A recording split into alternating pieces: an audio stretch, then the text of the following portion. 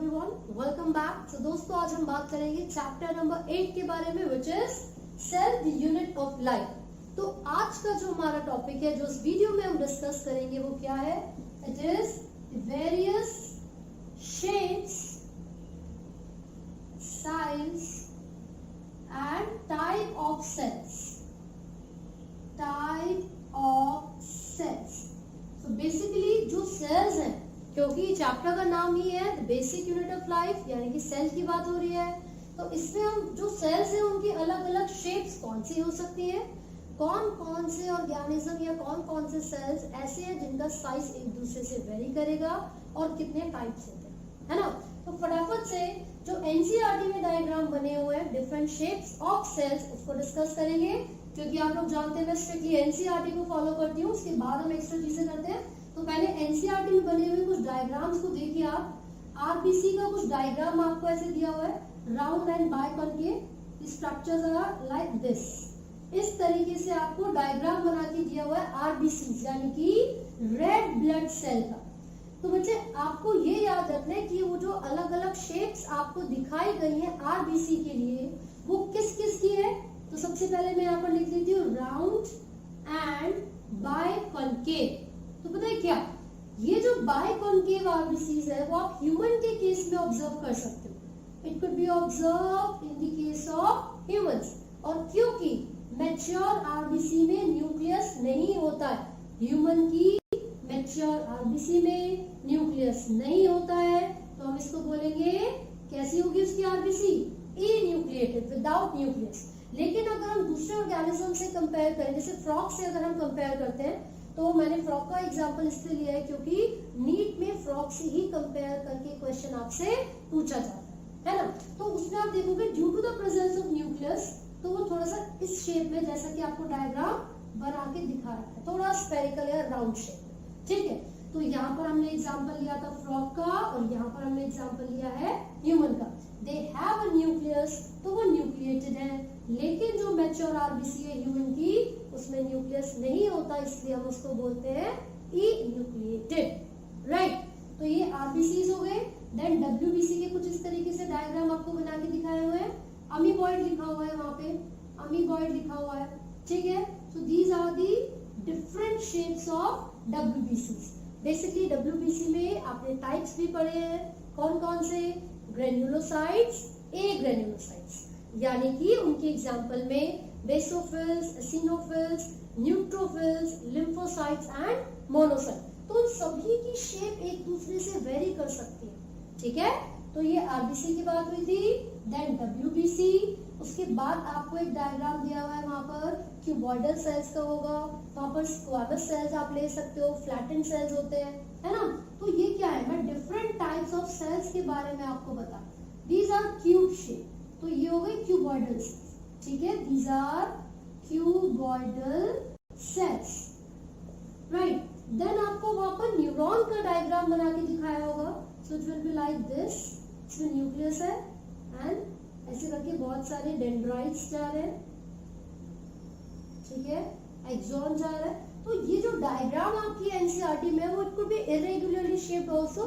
Disc shape हो सकते हैं, इरेगुलरली शेप हो सकते हैं, है ना, या फिर ये अमीबॉइड शेप के हो सकते हैं, क्यूबॉइडल हो सकते हैं। तो the shapes of the cells could be very, वो एक दूसरे से डिफर हो सकती है। इसी के साथ आपको एग्जांपल में वहां पर ये पहले लिखते थे, हमने न्यूरॉन का डायग्राम बनाया था।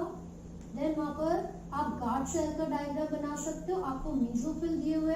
अगर मैं गार्ड सेल की बात करूं तो आप देखिए कुछ इस तरीके का बीन शेप्ड गार्ड सेल्स होते हैं। किसमें मिलते हैं ये? डाइकॉट के अंदर। लेकिन मोनोकॉट में आपने देखा है डम्बल शेप होता है।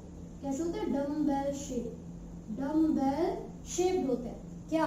Guard cells. तो ये शेप्स में वेरी कर रहे हैं, राइट। मीजोफिल सेल्स जो आपकी एनसीईआरटी में बने हुए हैं, दीज आर लाइक दिस। इस तरीके से बहुत सारे सेल्स आपके एनसीईआरटी में बने हुए, दीज आर मीजोफिल सेल्स। ये सब मीजोफिल सेल्स हैं। तो मैंने यहाँ पर जितने भी एग्जांपल्स आपको दिए, सिर्फ ये बताने के लिए दिए हैं कि जो डिफरेंट ऑर्गेनिजम्स में डिफरेंट सेल्स होते हैं, वो अपनी शेप में और साइज में वेरी कर सकते हैं। तो अभी हमने अलग अलग शेप्स देखी हैं अलग अलग सेल्स की।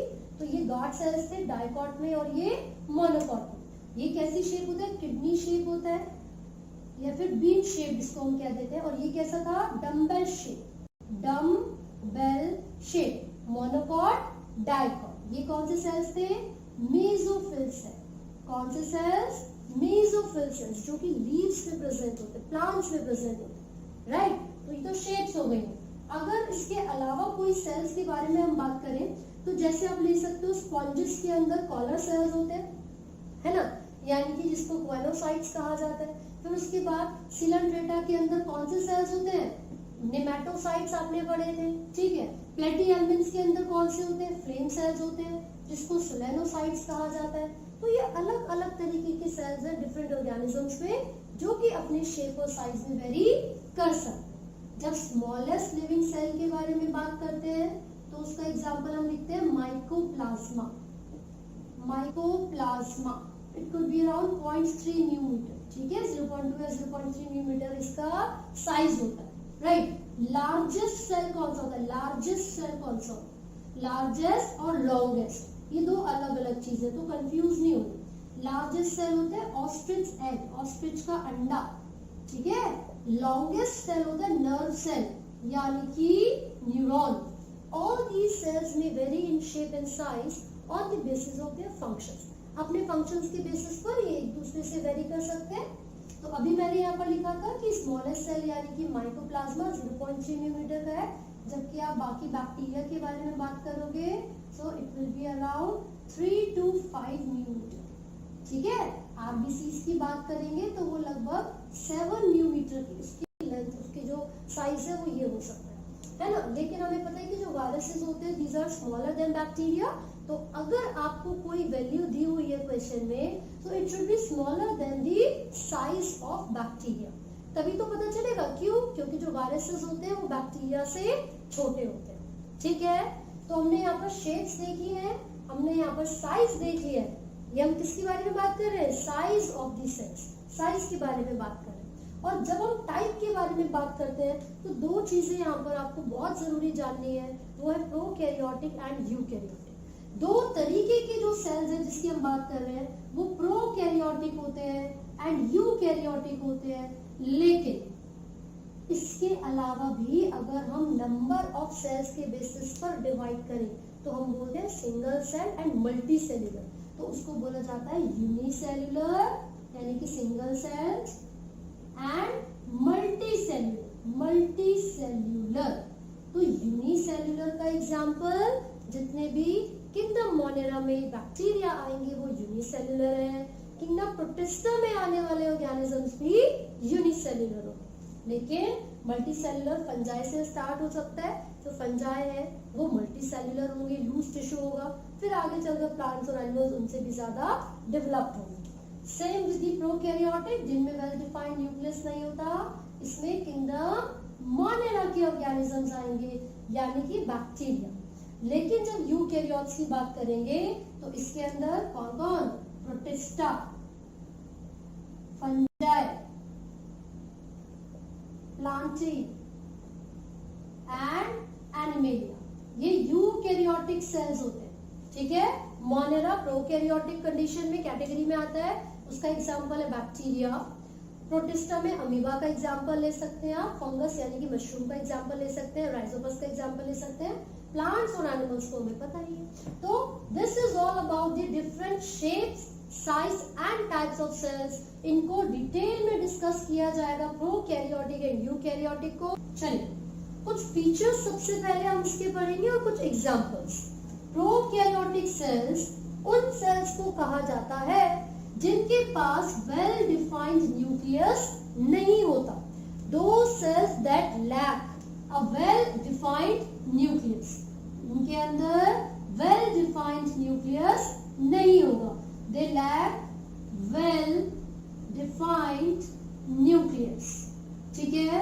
अब इसके कुछ एग्जांपल्स जो आपको बुक में गिवन है वो कौन कौन से हैं? आपको माइकोप्लाज्मा का एग्जांपल दे रखा है, ब्लू ग्रीन एल्गी का एग्जांपल दे रखा है, blue green algae that is cyanobacteria, cyanobacteria, right. इसके अलावा PPLO यानी कि PPLO का मतलब क्या होगा? Pleuropneumonia like organisms, pleuropneumonia like organisms. ठीक है, तो ये कुछ एग्जांपल्स हैं। बैक्टीरिया तो सभी आए रहे हैं, तो मैं बैक्टीरिया अलग से भी लिख देती हूँ ताकि आपको याद रहे। ठीक है, तो किंगडम मोनेरा में आने वाले जितने भी ऑर्गेनिजम्स हैं, दीज ऑल आर प्रोकैरियोटिक, यानी कि बैक्टीरिया, जिसमें मैंने एग्जांपल्स में बताया है mycoplasma, blue green algae and PPL, right. तो प्रोकैरियोटिक और यूकैरियोटिक सेल्स में जब डिफरेंस की हम बात करते हैं, तो जो बेसिक डिफरेंस आता है वो आता है प्रेजेंस और एब्सेंस ऑफ न्यूक्लियस में। इन प्रोकैरियोटिक सेल्स में न्यूक्लियस वेल डेवलप्ड नहीं होता, ठीक है, लेकिन जब बेसिक स्ट्रक्चर्स को ऑब्जर्व किया जाता है इन दोनों ही सेल्स का, दिस इज मोर और लेस सिमिलर। बल्कि जो प्रोकैरियोटिक सेल्स होते हैं वो ज्यादा रैपिडली डिवाइड कर सकते हैं देन यूकैरियोटिक सेल्स। ठीक है, ये जो शेप्स होती है इनकी वो वेरी कर सकती है। 4 बेसिक शेप्स में आपको यहाँ पर बता रही हूँ। फर्स्ट वन इज कोकस, ये बैक्टीरिया की ही सारी शेप्स है, विच इज स्फेरिकल, इसको हमने क्या नाम दिया है? कोकस। Second one is rod shaped bacillus, rod shaped bacillus, right. Third one is spirillum, it has a flagella or a thread-like structure which is called spirillum, spirillum. And the fourth one is the comma shape which is vibrio, comma shape which is vibrio. तो ये 4 basic shapes होती है bacteria की, और we can say the 4 basic shapes of the prokaryotic cells, right? मैंने अभी बताया कि दोनों में, प्रोकैरियोटिक यूकैरियोटिक में मोर और लेस बेसिक स्ट्रक्चर सेम होगा, लेकिन न्यूक्लियस यहाँ पर डेवलप नहीं है, और न्यूक्लियस के साथ साथ it lacks most of the cell organelles except the ribosomes, यानी कि राइबोसोम्स को छोड़कर बाकी जितने भी सेल ऑर्गेनेलीज होते हैं वो प्रोकैरियोटिक सेल में नहीं होंगे, यूकैरियोटिक सेल्स में होते हैं। ठीक है, they have a cell wall, इनके पास एक सेल वॉल है which is further surrounded by a cell membrane. तो यहाँ पर एक सेल वॉल प्रेजेंट है which is further surrounded by a cell membrane, right. और ये जो सेल मेम्ब्रेन है इनके पास, this is specialised membrane, it could be modified to form different structures such as tubules, vesicles, right? और इस modified यानी कि specialized cell membrane को एक नाम यहाँ पर given है, उसको कहते हैं मीसोसोम। क्या कहा जाता है? मीसोसोम। क्लियर है? और मैंने बताया था क्योंकि इनके पास वेल डिफाइंड न्यूक्लियस नहीं है, सो द सिंगल क्रोमोसोम और द जीनोम, जीनोम का मतलब है जेनेटिक मटेरियल। तो जो प्रोकैरियोटिक सेल्स का जेनेटिक मटेरियल होगा, it will be present within the cytoplasm. This semi fluid region is called cytoplasm. और इन्हीं की साइटोप्लाज्म के अंदर जो जेनेटिक मटेरियल है यानी कि जो जीनोम है वो प्रेजेंट होता है। बट इसी के साथ साथ मैं आपको बता दूं, along with this genome और the genetic material of the bacteria या फिर prokaryotic cell, they also have a small circular, let me write it here, small circular double stranded DNA, ठीक है, क्रोमोसोमल डीएनए, और इसका नाम होता है प्लाज्मिड। क्या नाम होता है?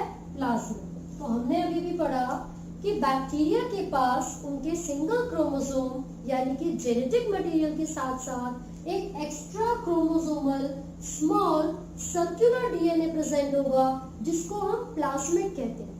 इस प्लाज्मिड का बहुत ही स्पेसिफिक रोल होता है इन बैक्टीरिया के अंदर जिनके पास भी ये प्रेजेंट होगा। क्या रोल होगा, क्या एक्टिविटी ये परफॉर्म करता है? तो आपको याद रखना है कि ये जो प्लाज्मिड है ये क्या करेगा? रेजिस्टेंस प्रोवाइड करवाएगा antibiotics. It provides resistance to antibiotics. ये आप हायर लेवल पर पढ़ेंगे, हायर क्लासेस में पढ़ेंगे, यानी कि 12th स्टैंडर्ड में आप पढ़ोगे कि बायोटेक्नोलॉजी एक ऐसी स्ट्रीम है, एक ऐसी ब्रांच है साइंस की जिसमें हम लिविंग ऑर्गेनिजम्स को और टेक्नोलॉजीज को इंटीग्रेट कर देते हैं, नेचुरल साइंस को इंटीग्रेट कर देते हैं जेनेटिक मटेरियल के साथ, राइट। तो ये जो प्लाज्मिड है ये कुछ बैक्टीरिया के अंदर प्रेजेंट होगा उनके जीनोम के साथ साथ, और क्या काम करेगा, it confers the resistance to antibiotics, ठीक है। अगर मैं इसको एक एग्जांपल से समझाऊं तो आप देख सकते हो कि कई बार जब हमें कोई बीमारी होती है, मान लीजिए टाइफाइड फीवर हो गया जो कि एक बैक्टीरिया करवाता है, सैल्मोनेला टाइफी, राइट। तो जब हम डॉक्टर के पास जाते हैं और वो हमें मेडिसिन देते हैं, कई बार ऐसा होता है कि वो मेडिसिन, वो एंटीबायोटिक्स काम नहीं करती और हमारी तबीयत तुरंत ठीक नहीं हो पाती है ना। तो डॉक्टर्स क्या कहते हैं, अगर आराम ना लगे तो 2 दिन बाद आ जाना, मैं दवाइयां चेंज करके दे दूंगा। वो एंटीबायोटिक्स को चेंज करके दे देते हैं, राइट। तो उससे क्या हुआ, क्या पता चला, उससे हमें ये पता चला कि डॉक्टर ने पहले जो आपको एंटीबायोटिक्स दी थी उनका बैक्टीरिया पर कोई असर नहीं हो रहा था। क्यों नहीं हो रहा था, हो सकता है कि उस बैक्टीरिया के पास प्लाज्मिड हो और वो प्लाज्मिड जो पहले डॉक्टर ने आपको दवाइयां दी थी, एंटीबायोटिक्स दी थी, उससे रेजिस्टेंस पहुंचा रहा हो बैक्टीरिया को, रेजिस्टेंस यानी कि बचाव। इसीलिए पहली वाली दवाइयों का असर हमारे शरीर पर नहीं हुआ और अब ठीक नहीं हुआ। So what do we need to remember? That prokaryotes lack a well-defined nucleus, no cell organelles except the ribosomes, and they do not have nucleus. This is the reason the genetic material is present in a region called nucleoid region. They also have an extra chromosomal circular DNA called plasmid. And what is the function of plasmid? ये क्या करवाएगा, resistance provide करवाएगा antibiotic से, right. फिर हमने पढ़ा इनके पास cell wall है और मेम्ब्रेन। ये बेटे लेबलिंग उल्टी हो गई है। The inner one is the membrane which is further surrounded by the cell wall. ध्यान रखिए, यहाँ पर जो प्रोकैरियोटिक सेल्स है उनके अंदर ये अंदर की तरफ जो लेयर है वो सेल मेम्ब्रेन है और जो सेल वॉल है वो सराउंड करती है सेल मेम्ब्रेन को, ठीक है, याद रखना है। फिर मैंने भी बताया था कि इनके केस में सेल मेम्ब्रेन मॉडिफाइड हो सकती है और एक स्पेशलाइज्ड मेम्ब्रेन में बदल सकती है जिसको मेसोसोम कहा जाता है, ठीक है। और जो टॉपिक हम डिस्कस कर रहे हैं वो क्या है, cell envelope and its modifications, right? Basically हम जब prokaryotic cells के बारे में बात करते हैं तो most of the prokaryotic cells, that means हम बात कर रहे हैं बैक्टीरिया के बारे में, बैक्टीरियल सेल्स के बारे में। तो अगर बैक्टीरियल सेल्स की बात की जाए तो उनके पास जो सेल एनवेलप प्रेजेंट है वो केमिकली कॉम्प्लेक्स है ना। वो कॉम्प्लेक्स क्यों है, क्योंकि जो बैक्टीरिया का सेल एनवेलप होगा वो 3 टाइटली बाउंड लेयर से मिलकर बना है। चलिए आप डायग्राम के थ्रू समझते हैं। मान लीजिए ये सबसे पहली लेयर है, this is the second layer and this is the third layer. जब बैक्टीरिया सेल के पूरे एनवेलप के बारे में बात करेंगे so we will have to talk about 3 tightly bound layers. इसमें से जो सबसे आउटर मोस्ट लेयर है बैक्टीरिया के सेल की वो ग्लाइकोकैलिक्स होती है, ग्लाइकोकैलिक्स व्हिच इज फर्दर आगे चलकर यहाँ पर कौन सी लेयर प्रेजेंट होगी, ग्लाइकोकैलिक्स के अंदर cell wall and then the innermost will be plasma membrane और द सेल मेम्ब्रेन।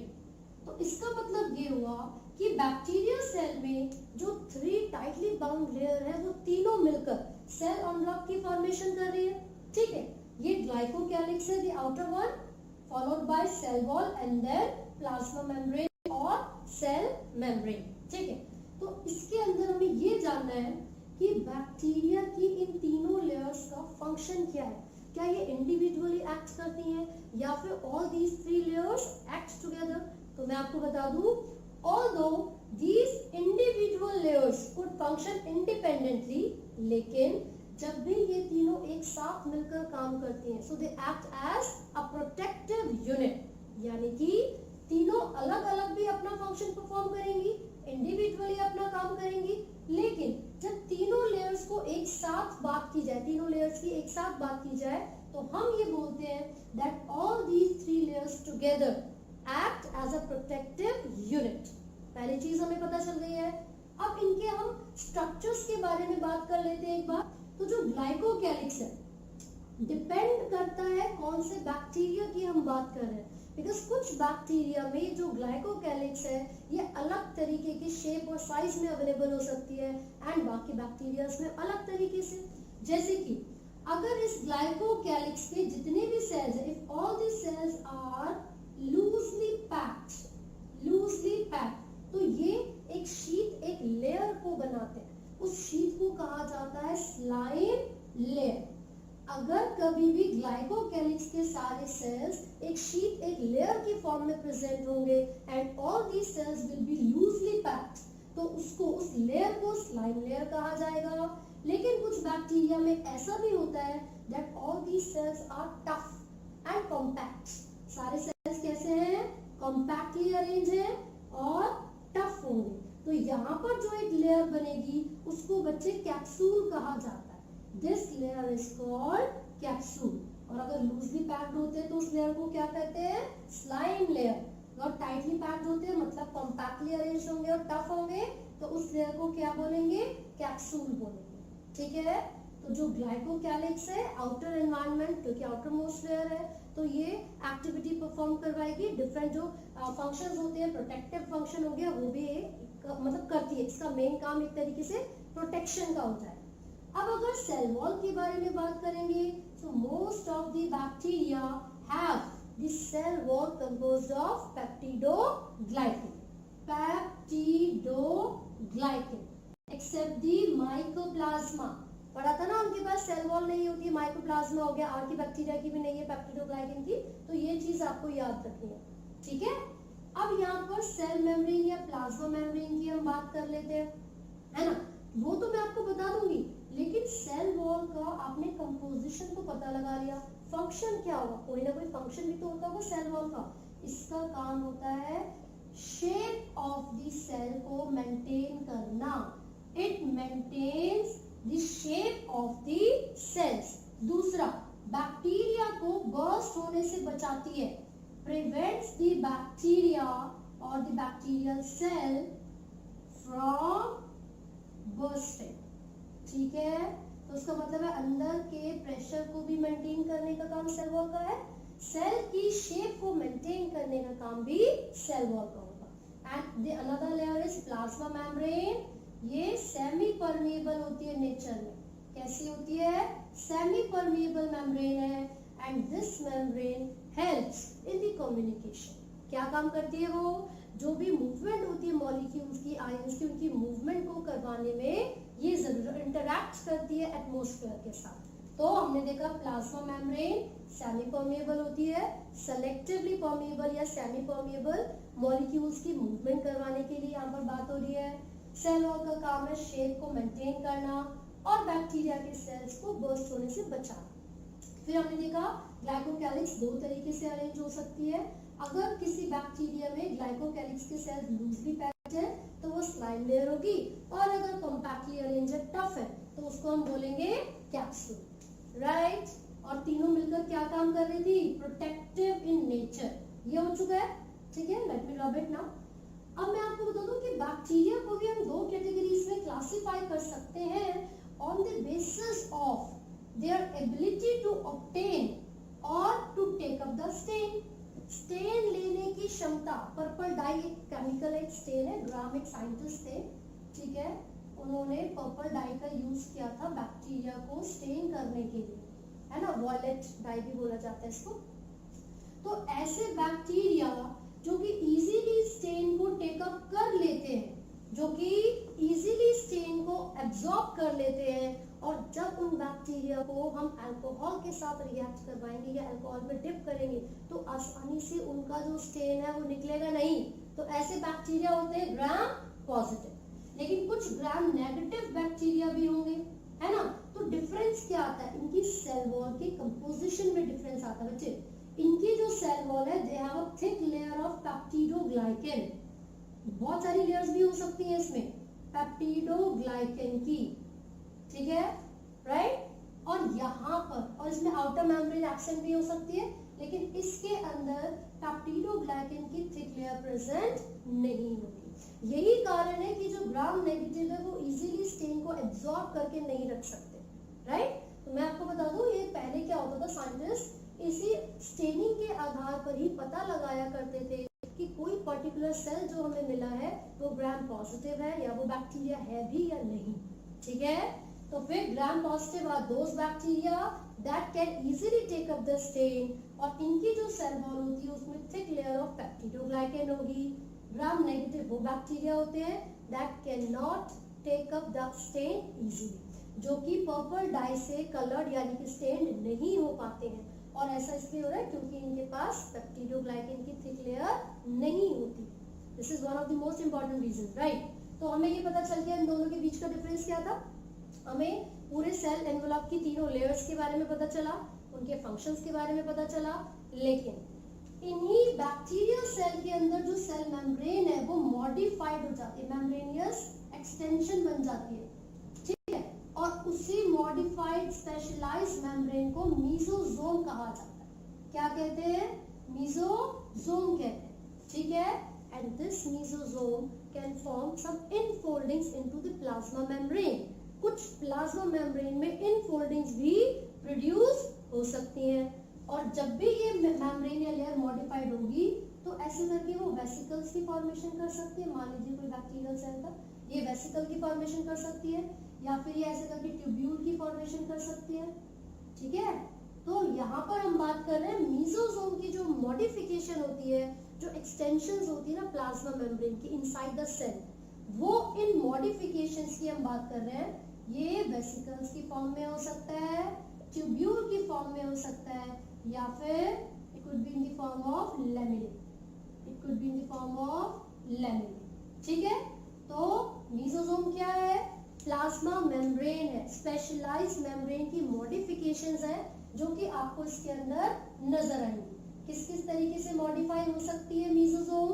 वेसिकल की फॉर्म में, या फिर लिखा हुआ ट्यूब्यूल की फॉर्म में, या फिर लैमेले की फॉर्म। ये तो हमें पता चल गया किस किस तरीके से मॉडिफाइड हो सकती है। लेकिन आपसे क्वेश्चन पूछा जाएगा कि फंक्शंस क्या है इस मीजोजोम की? What are the functions of these extensions? ये करेंगे क्या? देखिए, सबसे पहला फंक्शन हम यहाँ पर लिख रहे हैं, ये इंक्रीज कर देते हैं surface area of plasma membrane, ठीक है। रेस्पिरेशन की एक्टिविटीज में भी हेल्प करेंगे, रेस्पिरेशन में हेल्प करते हैं।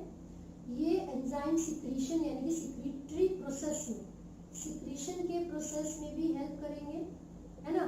साथ ही साथ डीएनए डुप्लीकेशन इन डॉटर सेल्स, डीएनए डुप्लीकेशन इन डॉटर सेल्स, राइट। ये कुछ ऐसे फंक्शंस हैं जो मैंने आपको बताए हैं मीजोजोम की मॉडिफिकेशंस में, है ना।